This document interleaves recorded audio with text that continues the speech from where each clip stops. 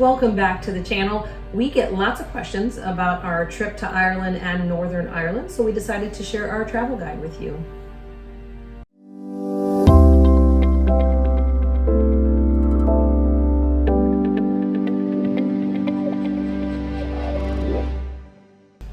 All right, so we flew into Dublin and we rented a car at the airport. We reserved an automatic, which is what I would recommend highly if you're used to driving in an automatic car. It will be a little bit challenging to drive a manual, a stick shift with your left hand, because you're going to be driving on the other side of the road. What you're used to is if you're from the United States. There is a shuttle bus from the airport that will take you to the area where you rent the cars, and the shuttle buses are marked with the name of the car rental company, so make sure you hop onto the right shuttle bus or you're going to end up at the wrong rental car agency, which you can still get to yours, but you're going to want to make sure that you get to the right one as quickly and easily as possible, because the weather could be funky when you get there. So be prepared to purchase the car insurance for the rental car. You can see our video about the top mistakes that people make in Ireland. This was one of those things. Most personal insurance companies and credit card companies will not insure cars in Ireland due to a high amount of fraud in Ireland. So be sure that you check that and that you have a letter confirming that you are covered in Ireland, and be prepared to show that as proof at the car rental agency before they are able to hand the car over to you. Otherwise, be ready to pay the fee, which ranges somewhere between 30 and 50 US dollars a day for the car rental insurance from the company. Once you have your car, head over to the Dingle Peninsula to start your trip. This is about a 4-hour drive from Dublin. Our flight got in a little bit earlier in the evening, so we were able to make it over there. Sometimes if your flight is getting in later in the night, it might be a little bit too challenging with jet lag and things like that. So take that into consideration when you're deciding if you want to go straight to Dingle or if you want to spend a quick night in Dublin before heading out.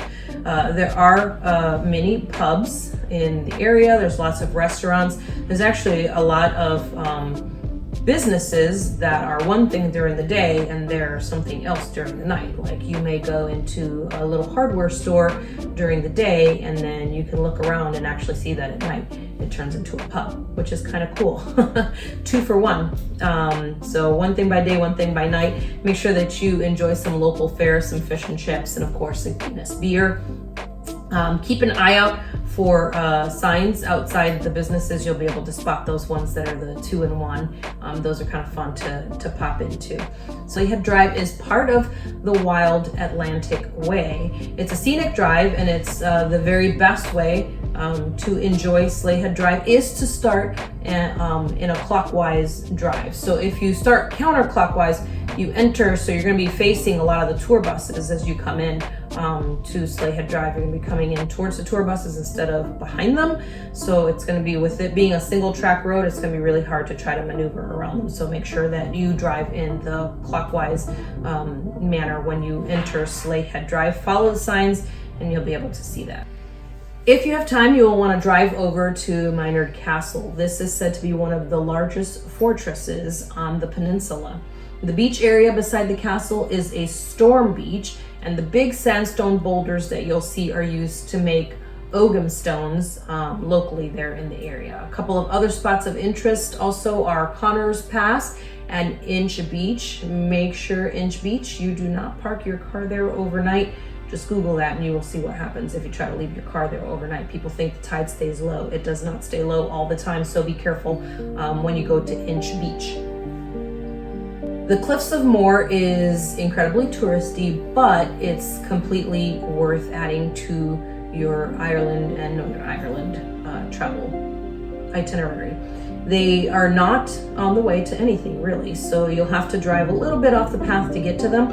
Upon arrival, you'll see the guard in the road directing the traffic, the tour buses.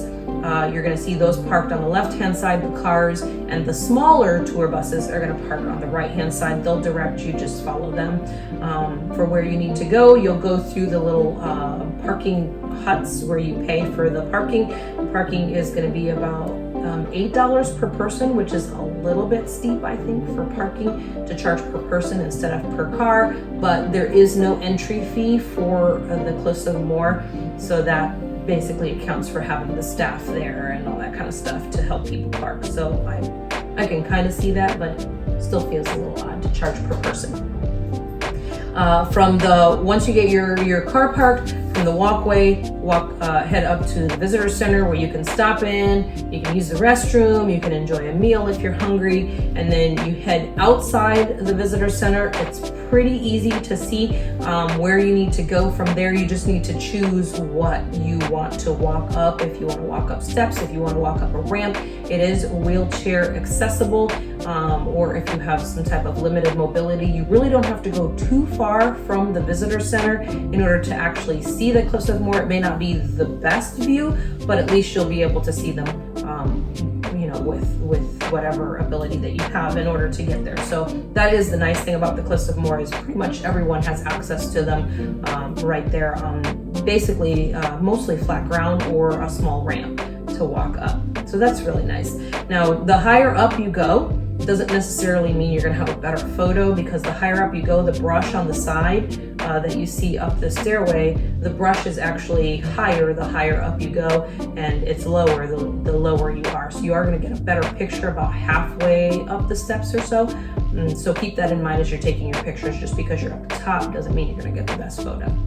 Next place we head is to Galway. Galway is a must-do for a lot of people when putting together a trip to Ireland and Northern Ireland. I'd seen the pics of this cute town and really wanted to see kind of what it was all about. Be sure to heed the warnings of the parking lot signs. It is very challenging to park in Galway, so they do have signs that tell you about how many spaces are left in each lot that's there in the city area. So just keep an eye out for those. You're going to see those as you're driving into the town looking for a parking spot. If by chance you pull into a lot and there are no spots available, just sit there and wait.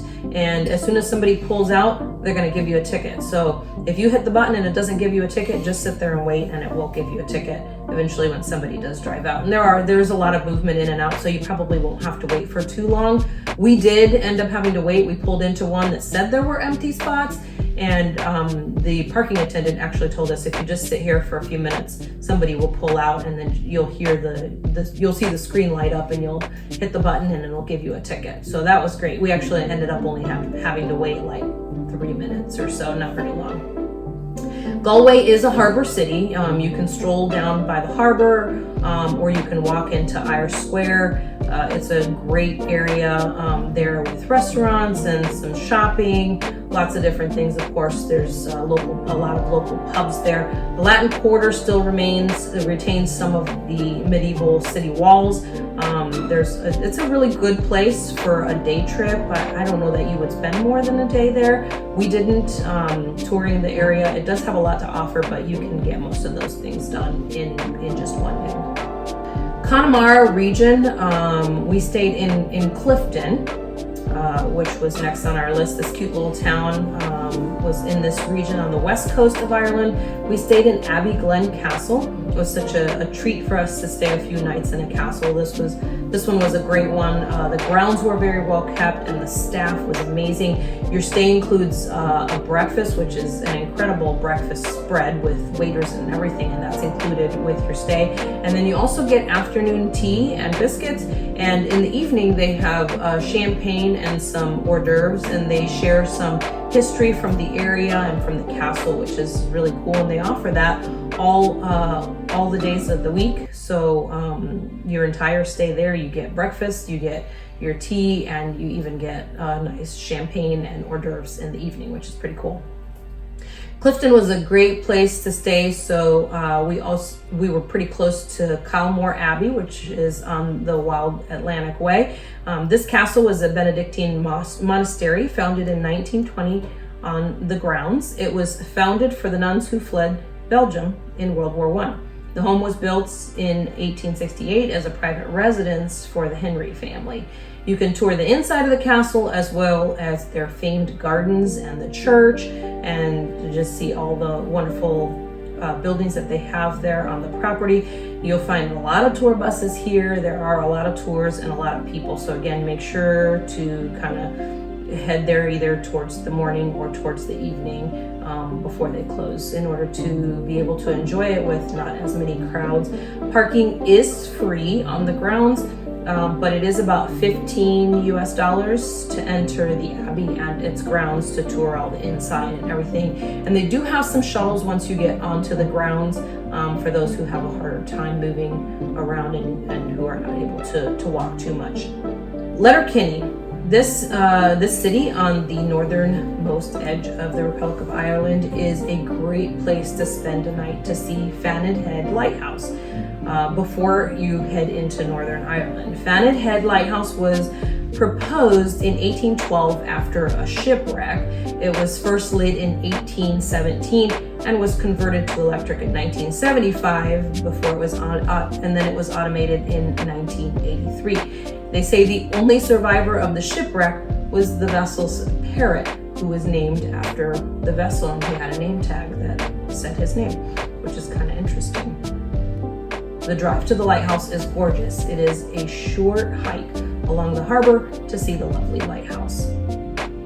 Fanad Head is considered a sea light and not a harbor light, despite the fact that it clearly marks the natural Lough Swilly, which is the harbor, a natural harbor refuge right there next to it. You'll see it as you're standing above it.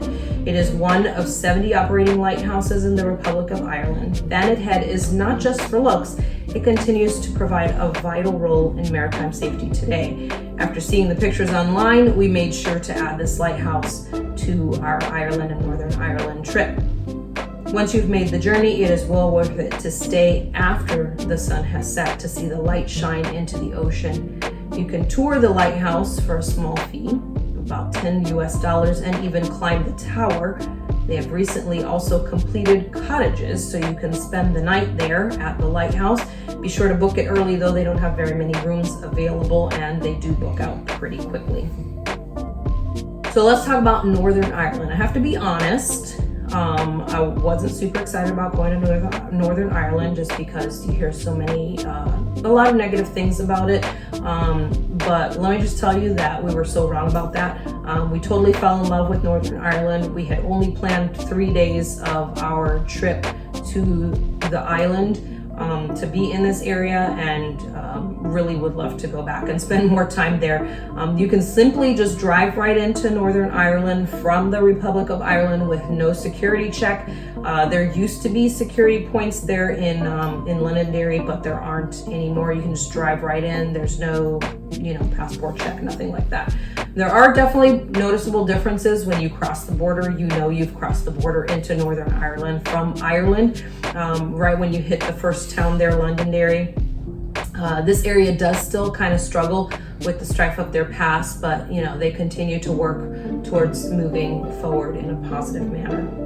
We drove to Belfast as our base for Northern Ireland. The places we planned to visit were all within a manageable driving distance from Belfast. So we checked into the Titanic Hotel. Now, I thought this would kind of be a little bit over the top, overdone, just cheesy, touristy, but again, I was wrong. It was very obvious that they took a lot of care to preserve the history of the building that it was built in. So you enter into the main entrance, and actually the main entrance is an atrium they built in between the two drawing rooms where Harland and Wolff, which was the drawing company that drew up the Titanic, as well as many other hundreds of famous ocean liners around the world. But it's amazing to see the preservation, and they actually document that in the building. They have a whole area where you can even walk in and tour. The features of the hotel are Art Deco with kind of a nautical theme, and you can see that very easily. You feel kind of like you're on a ship when you walk in there. The rooms are luxurious and the staff is top-notch. The grand staircase was restored, and it's the one that mimicked the Titanic, which was the inspiration for what you see on many cruise ships today. Is their main atrium was this main staircase that they used in the Titanic, which has been mimicked in the hotel as well.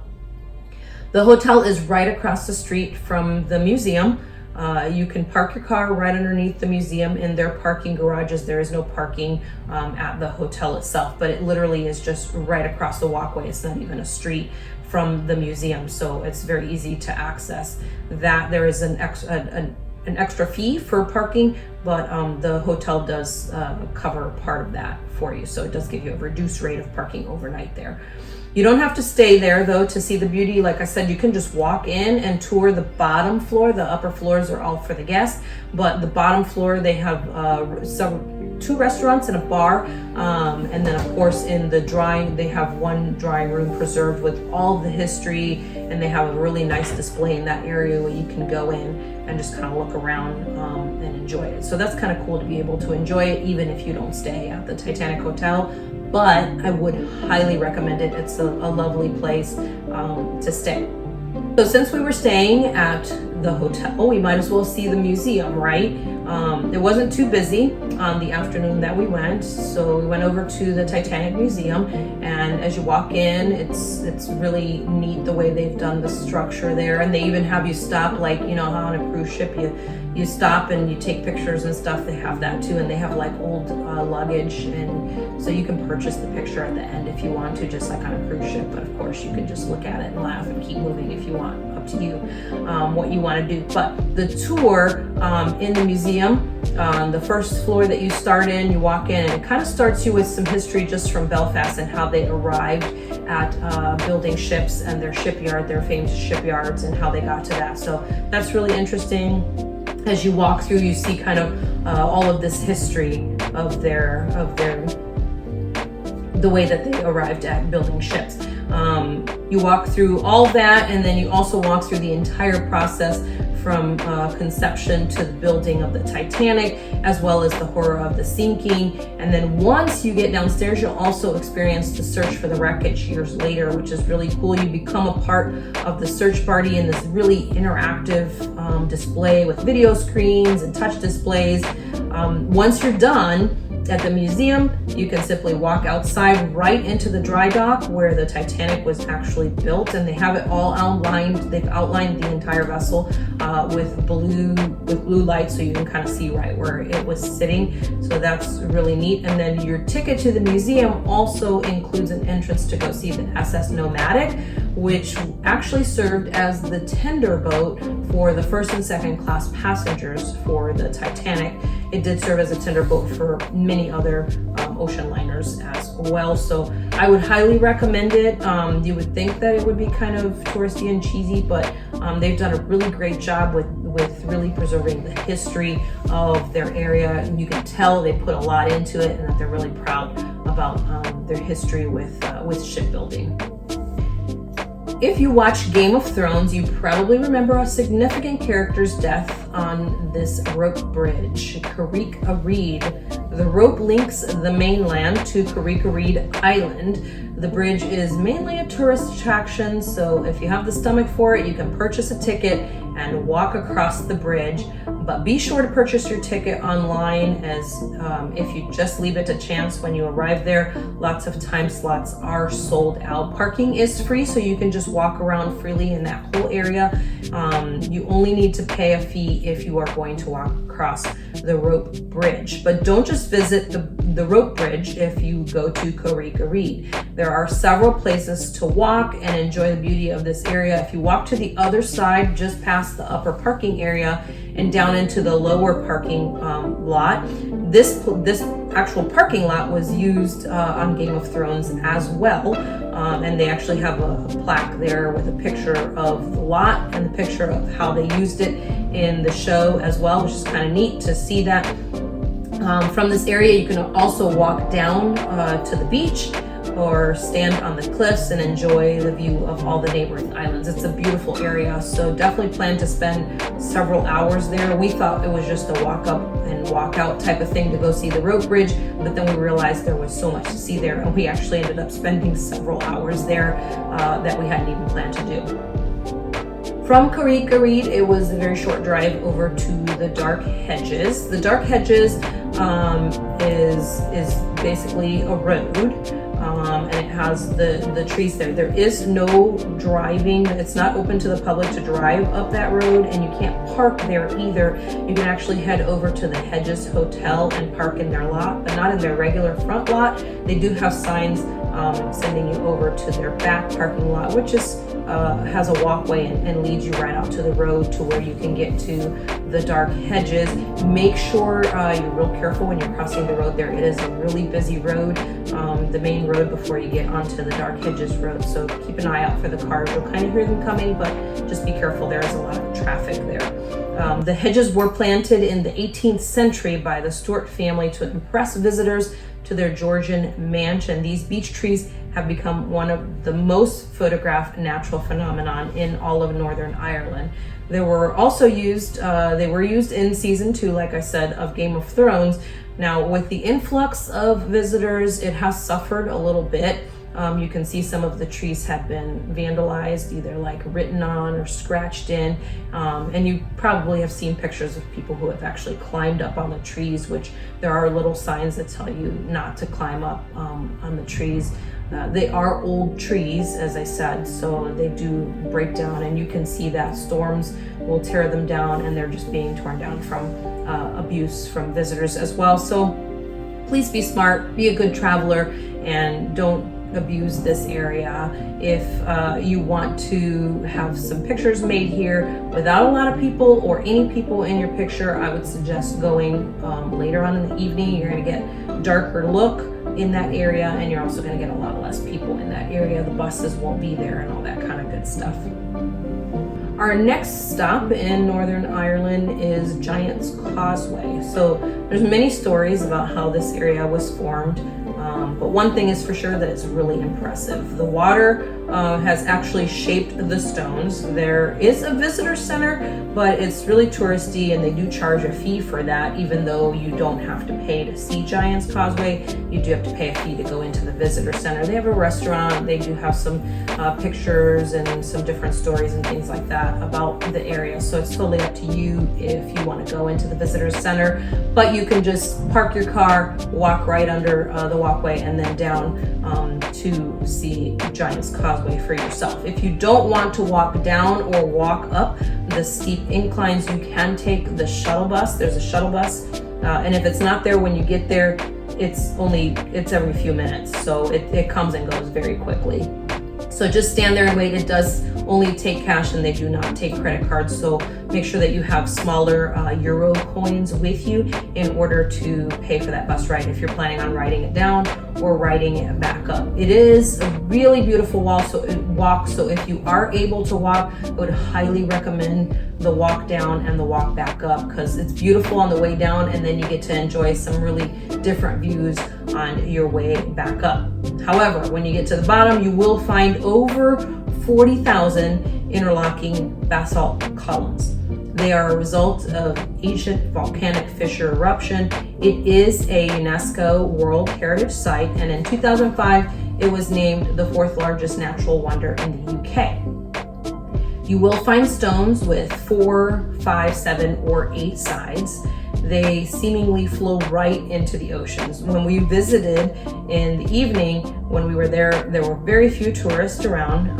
You do have to be very careful though at this time of the night, because the tide does rise very quickly. We ended up having to move abruptly because the waters just started rising very quickly. So keep an eye out for that as you're down by the water. The closer you get to the water, obviously the more challenging it becomes. So just keep an eye out for that and have a plan for moving your things if you're trying to take some pictures in that area. One of the things we do in a lot of the cities that we visited around the world is we ride the city sightseeing hop on, hop off bus, and Belfast offered that as well. We had never had a problem really. The service was fine in Belfast, but we did notice that the buses were a little bit more crowded. What was unusual here is that no one ever really hopped off the bus. People only hopped on the bus, so it just kept getting fuller and fuller as you went along, and it became challenging. Like, we hopped off at a couple of places, but then noticed how difficult it was to get back on the bus and even find a spot, let alone find a spot at the top of the bus, which gives you the very best view. But if you wait it out, you can kind of move around a little bit.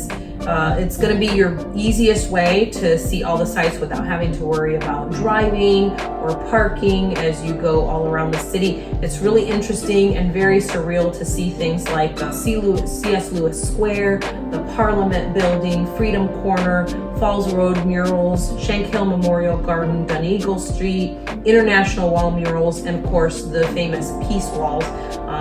This tour is definitely worth the money. We don't usually do a lot of tours when we travel, but like I said, this is one that we usually do because it does give you a little bit of history. The guide, this bus in particular, had a guide on the bus with us, and they kind of gave us a live tour as we went around to all the different places, told us some really interesting things, and shared some great history about the city with us as well.